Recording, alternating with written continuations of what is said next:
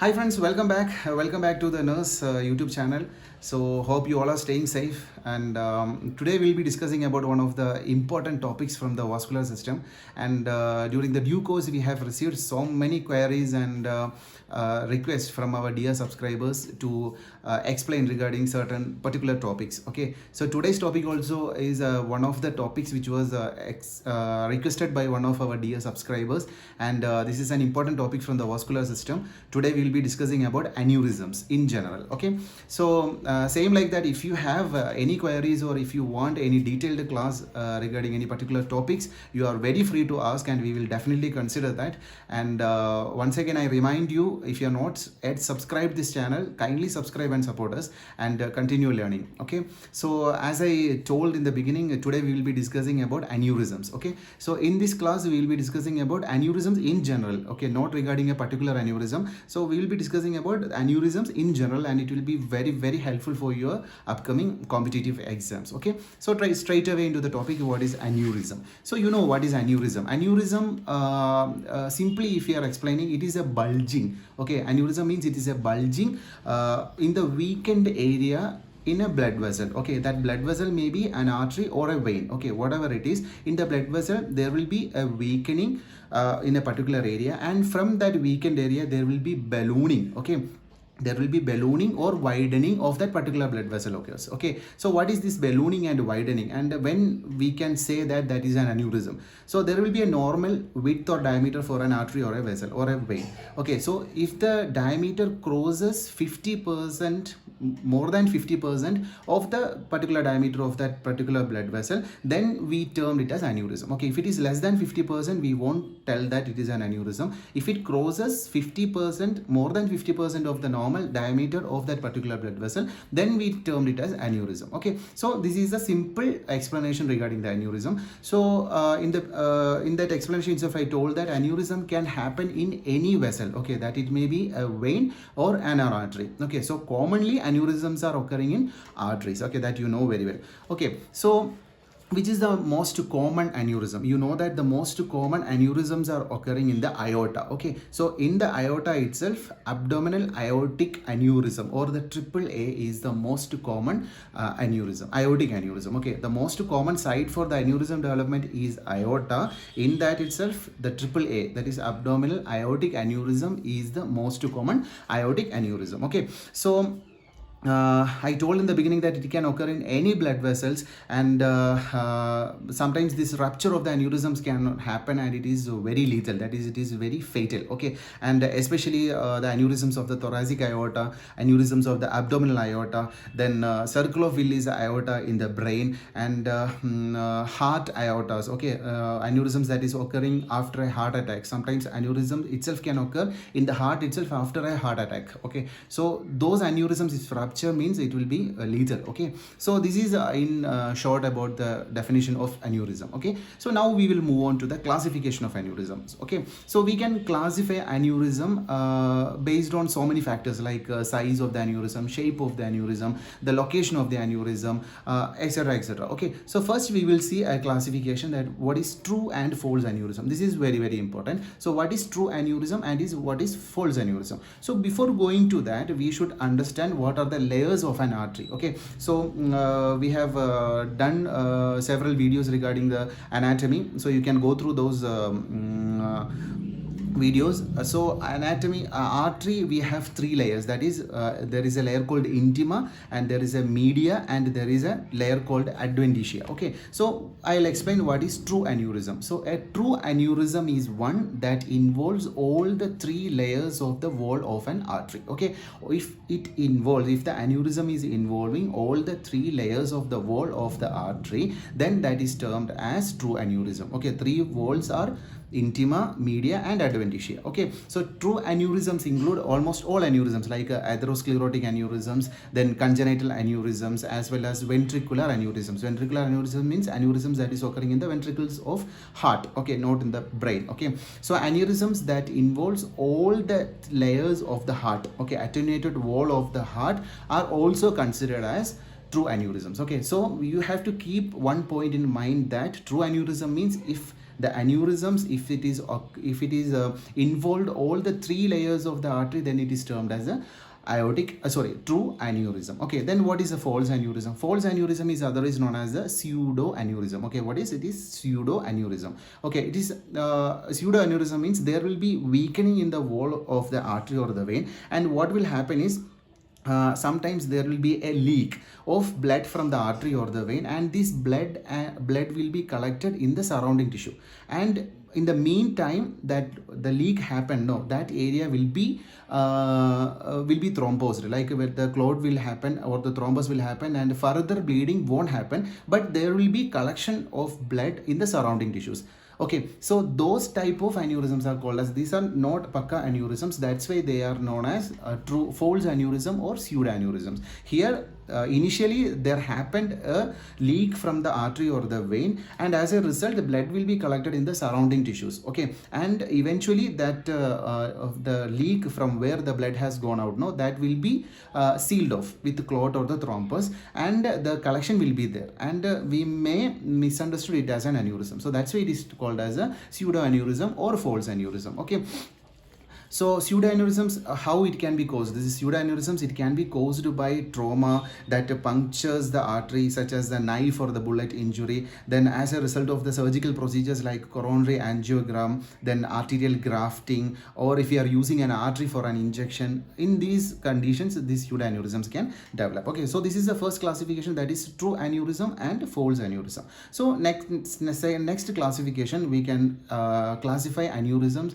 according to the morphology. Morphology means the shape and size of the aneurysms. Okay, so based upon the shape and size, again aneurysms can be divided into two, as fusiform aneurysm and saccular aneurysm. Okay, saccular and fusiform aneurysm. So in the name itself it is very clear. So what is a saccular aneurysm? Saccular aneurysm is otherwise known as berry aneurysm, and these aneurysms are spherical in shape and involve only a portion of the vessel wall. Okay, it involves a portion of the vessel wall, and it usually ranges from 5 to 20 centimeters in diameter. That means up to some 7.9 inch in diameter, and are often filled either partially or fully by a thrombus. Okay, so this is the peculiarity of the saccular aneurysm. So saccular aneurysm are spherical in shape, and it involve only a portion of the vessel, and it ranges from 5 to 20 centimeters in diameter,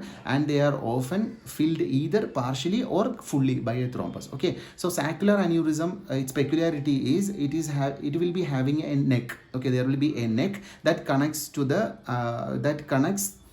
the aneurysm to its main artery. Okay, that is a parent artery. So there will be a neck will be there, and a dome will be there. Dome will be is the rounded area. Okay, that rounded area is called the dome, and there will be neck also will be there. Okay, this type of aneurysms, for the treatment purpose, we can tell like we can coil easily. The saccular aneurysms can be coiled easily at the neck of the aneurysm. Okay, so the saccular aneurysm will be having a neck that will be connected to the parent artery, and a dome that is a spherical thing. Okay, understood now? That is the saccular aneurysm. The next one is the fusiform aneurysm, otherwise known as the spindle shaped aneurysm. Okay, spindle shaped aneurysm. So from the name itself it is clear that these are variable in both their diameter and length. Okay, these fusiform aneurysms, they are variable in both their diameter and length, and their diameter can extend up to 20 centimeters. Okay, they can also involve large portions of the ascending and transverse aortic arch, then abdominal aorta, and less frequently the iliac arteries. Okay, so that's all about the fusiform aneurysm. So this is the second classification based upon the morphology, that is a fusiform and saccular aneurysm. Okay,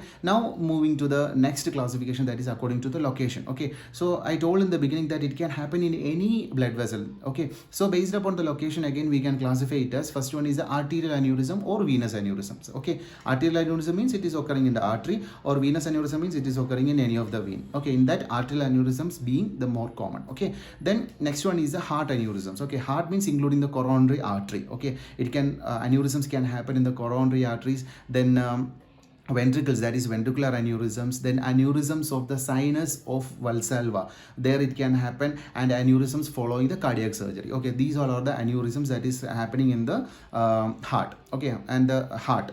Then next one is the aorta. So in the aorta we have aortic aneurysm, then thoracic aortic aneurysm, and abdominal aortic aneurysms. Okay, so we have mainly the aortic aneurysms, including the thoracic aortic aneurysms and the abdominal aortic aneurysms. Okay, so next, in the brain we have cerebral aneurysms, then berry aneurysm, and Charcot-Bouchard aneurysm. Okay, so just remember these names. Okay, in the leg, next, coming to the leg, we have the popliteal artery aneurysm. Popliteal arteries, it can affect in the popliteal arteries, and that is known as the popliteal arteries. Okay, popliteal artery aneurysm. Then in the kidney, it can happen in the renal artery, so renal artery aneurysm, and even in the intraparenchymal areas, that is intraparenchymal aneurysms. Okay, then aneurysms can occur in capillaries also, and they are called as the capillary aneurysms. And aneurysms can occur in large veins like jugular veins, internal and external jugular veins. Okay, so these are the classifications based upon the location of the aneurysm. I think it is clear for you now. Now we will move on to the last set of classification, that is based upon the size. So in the beginning, in the introduction, I have told that so aneurysms should be termed as a true aneurysm if the diameter of the vessel should be more than 50%. Okay, so based upon that, we can classify the several aneurysms based upon the size of the arteries. For example, the abdominal, for example, the common iliac artery. Okay, I'll give you two examples. The first one is the common iliac artery, and artery is named as normal if its diameter is less than or equal to 12 millimeter. Okay, if the diameter is less than or equal to 12 millimeter, it is called as normal, and if it is termed as ectatic if the diameter is between 12 to 18, and we can term an iliac artery aneurysm if the diameter is more than 18 millimeter. Okay, if the diameter is greater than or equal to 18 millimeter, then we can term it as iliac artery aneurysm. Same like that, the abdominal artery aortic aneurysm. Abdominal aortic aneurysm also we can divide into three as a mild dilatation or ectatic. We can term it as a mild dilatation or ectatic if it is the diameter width is less than 2 centimeter, less than 2 centimeter or 3 centimeter. We can tell like 2 to 3 centimeters. Okay, and if it is between 3 to 5 centimeter, then we can term it as mild dilatation, moderate dilatation, and we can term as an abdominal aortic aneurysm or a large or a severe aneurysm when the diameter is more than 5. Okay, more than 5 or 5.5 centimeter. Okay, so these are the classifications based upon the size of the aneurysm. Okay, same like that, every part of the body are prone to get aneurysms, and we can classify according to the size. Okay, so I think till this point it is clear for. So moving on to the causes and risk factors of aneurysms. Okay, so we told in the beginning that aneurysms are occurring as a result of the thinning of the walls of the artery or a vein. Okay, so you know that certain proteins are there which will be helpful in building up of the walls of these arteries or the vein. Okay, so aneurysm is happening because of some reasons that will break down these proteins, and there will be insufficiency in these proteins which will make up the wall of these arteries. Okay, so the exact cause of this protein breakdown or protein insufficiency is unknown, but mainly the studies are telling that the atherosclerosis is the main reason. Atherosclerosis stands for the main cause for the development of aneurysmal diseases. Okay, so the exact cause is unknown, so we can tell like some risk factors. Okay, there are some risk factors for the development of aneurysmal diseases, and these risk factors include, first one is the diabetes, then obesity, then uncontrolled hypertension or the long-term hypertension, then use of tobacco and alcoholism, then high cholesterol, and deficiency of an important mineral, that is copper. Okay, copper deficiency. So how copper deficiency result in aneurysm? Because copper is a very important thing in the thickening of wall vessels. Okay, this vessel wall thickening will be done by copper. So if whenever there is a deficiency of the copper, there will be wall thinning and chances of developing this one aneurysm. Okay, so copper deficiency is one thing, and then increased age and some infections like tertiary syphilis. I will explain tertiary syphilis, then some connective tissue disorders like Marfan syndrome, etc. Okay, so all these are the risk factors. So I repeat, mainly increasing age, then hypertension, obesity, diabetes, then tobacco and alcohol use. So mainly the lifestyle changes, then high cholesterol, then copper deficiency, some connective tissue disorders, then tertiary syphilis, etc. Okay, so now I will be explaining about some specific infections that can lead to the development of aneurysms. Okay, in that first we have to explain about syphilis.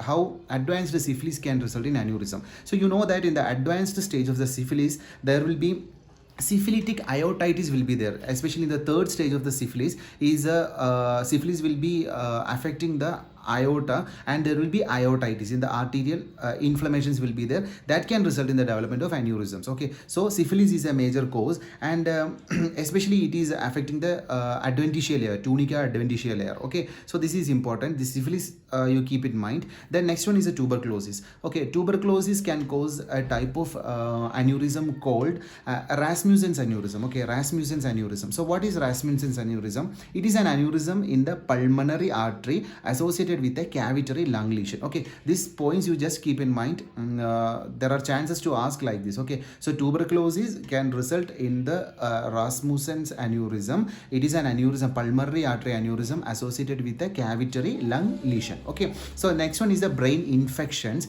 It can lead to intracranial aneurysms. Okay, brain infections can lead to intracranial aneurysms.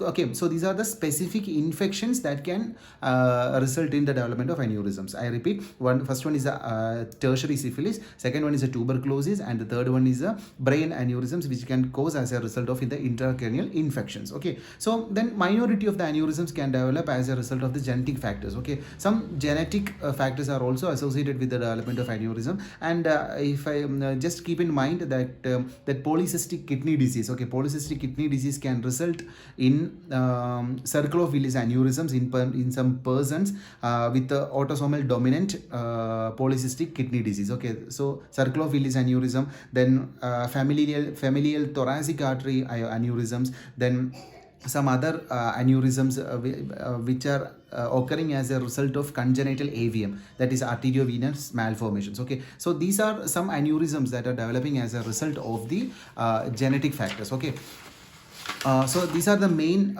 we can tell, like these are the main causes and risk factors for the aneurysm. So now we will move on to the clinical manifestations. Okay, so the aneurysms may be asymptomatic and symptomatic. Okay, sometimes these aneurysms will be diagnosed while performing some diagnostic measures for other diseases. Okay, sometimes it will not be symptomatic at all. Okay, so the symptoms will be depending upon the size, shape and location of the aneurysms. Okay, so we are not going in depth into the symptoms of each aneurysm. Some important aneurysms which are of importance in the exam point of view will be explained here. Okay, so first of all, abdominal aortic aneurysm. In the abdominal aortic aneurysm, the features may be a constant pain will be there in the abdomen, in the chest, in the lower back or in the groin area. Okay, so pain will be there in the abdomen, chest, lower back or in the groin area. Then cerebral aneurysm. So definitely there will be sudden severe headache will be there. Then obviously nausea and vomiting is a simple,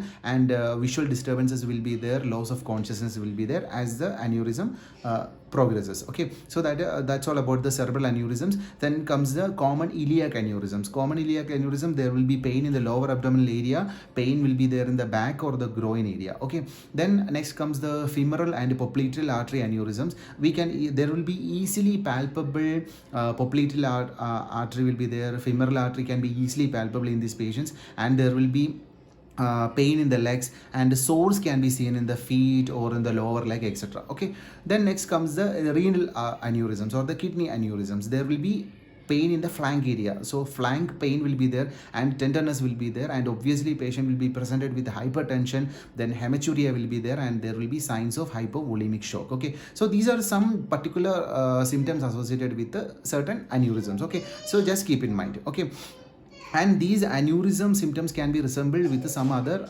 medical conditions also. Okay, so it should be very careful.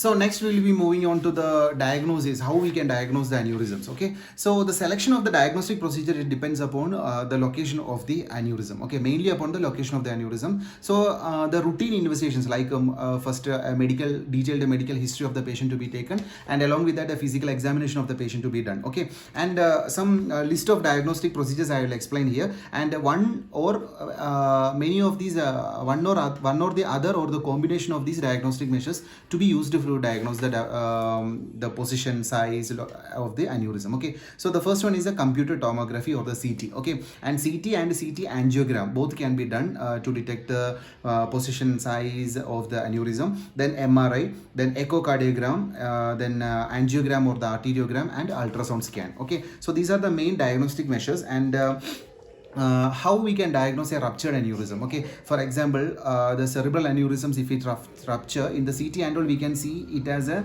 subarachnoid hemorrhage. Okay, patient will be presented with the features of subarachnoid hemorrhage, and the CT sometimes the CT can show negative results, but still that is a suspected clinical findings. What are the based upon the clinical findings, we have to consider it as a ruptured aneurysm, and we can perform a lumbar puncture. If the CT is negative and the patient is presenting with the symptoms of subarachnoid hemorrhage, then we can go for a lumbar puncture. So in the lumbar puncture, what we can find out is we can see blood in the CSF. Okay, so along with that, computer tomography and computer tomography angiogram can also be done, and same like that with the contrast material, with the help of a contrast material, CT can be performed, and the diagnosis of aneurysm can be made. Okay, these are the main diagnostic measures for the aneurysm. So mainly the diagnostic they choose, how we can choose a diagnostic measure is based upon the location of the aneurysm. Okay, so it can be a CT, MRI, echocardiogram, etc. Okay, so next we will move on to the last session of our topic of discussion today, that is a treatment of aneurysm. Okay, so the treatment options for the aneurysm may include one or more of the following, what I am going to explain. So first one is an important one, that is watchful waiting. So what is a watchful waiting? So for small aneurysms, we may not require active management. Okay, in that cases we have to keep the patient monitor frequently, like a 6 months to 12 months period. We have to ask the patient to get a regular follow-up and a regular diagnostic procedure to be done. For example, like ultrasounding, then other investigations, other diagnostic measures what we have explained before. So a watchful waiting will be done, and a periodic follow-up with these diagnostic measures will be done, and we will see the progress of the disease. And if the aneurysm size is increasing, and if it become a threat to the life of the patient, then we'll move on to the next management. Okay, so the other management methods are controlling or modifying the risk factors. Okay, already we have explained about so many risk factors, and in that many are modifiable risk factors. Okay, like hypertension, management of the hypertension, management of obesity, quitting smoking and alcoholism, then a sugar control for diabetic patients, then losing weight if the patient is obese, and controlling the dietary fat intake if the patient having cholesterol, and preventing atherosclerosis, etc. So modifying of the risk factors is another treatment option. Okay, so now we will be seeing each aneurysm in particular. In that I will be explaining about intracranial aneurysms, then aortic and peripheral aneurysms, and renal aneurysms. Okay, these are all important in exam point of view. So first of all, intracranial aneurysms. So there are currently two treatment modalities are there for the intracranial aneurysms. In that, first one is the surgical clipping. Okay, surgical clipping. So while explaining the type of aneurysm, I have explained about the clipping. So this clipping means it consists of a craniotomy. Craniotomy, you know what is craniotomy, and craniotomy will be done to expose the aneurysm and closing the base or neck of the aneurysm with a clip. Okay, the clip will be used to close the neck or base of the aneurysm. That is known as a surgical clipping, and it is an open surgery. That means a craniotomy will be done to expose the aneurysm. Okay, and the same way the other treatment modality is the endovascular coiling. So what is endovascular coiling? So from the name itself, it is very clear. It consists of passing a catheter into the femoral artery, and it will be from the groin, and it will be advanced towards the aorta, into the brain arteries, and finally into the aneurysm itself. Okay,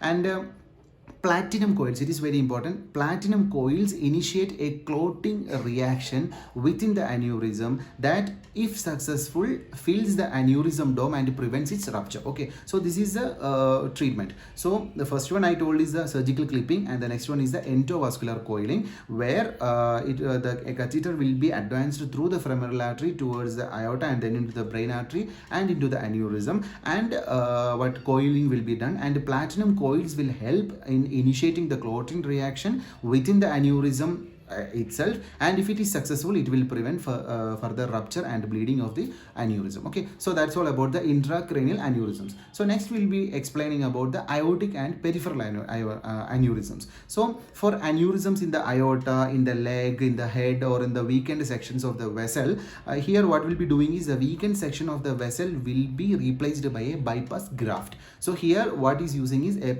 graft is using, and that will be sutured in the vascular stump. Okay, in the vascular stump this graft will be using, and it will prevent further breakdown or the rupture of the aneurysm. Okay, so this is an open procedure, and same like that we can do it in a less invasive manner, that is, an endovascular technique can be also used, and it will be using covered metallic stent grafts, and it will be inserted through the larger arteries like a femoral artery, and this will be advanced towards the aneurysm, and this same way the grafting will be done. Okay, so these are the treatment modalities for aortic and peripheral arteries. So next one is the renal artery aneurysms. Okay, renal aneurysms, these are very rare, and the rupture of the renal aneurysms are also very rare, but still the first and foremost thing is the management of the hypertension of the patient, and if the symptoms or the enlargement is more, then we have to go for the endovascular or the open repair, which should be considered. Okay, endovascular or open repair can be considered for the renal aneurysms, and pregnant women, they should be treated surgically because of the high rupture risk. Okay, because of the high rupture risk, we have to go for open surgery only for pregnant women. Okay, so these are the treatment modalities. Mainly in short we can explain like clipping is one thing, and coiling by endovascular coiling is another thing. Then grafting we have told, and conservative management in the beginning we have explained, and modifying risk factors and watchful waiting. These are the treatment modalities. Okay, so so far we have discussed in detail about, in general, about the aneurysms. Is its type, which is very important. The common aneurysm, that is abdominal aortic aneurysm, then risk factors, then diagnostic measures, clinical manifestations, and treatment modalities. Okay, so I hope this video was very much helpful for you for your exam. So once again I thank each and everyone who watched the video till the end, and any doubts or any additional points you have in your mind, or if you know, kindly share with us through your comments in the comment box. So any doubts or any queries regarding this topic is mostly welcome. So thank you for watching the video. So stay tuned, and see you soon with another important topic very shortly. Thank you.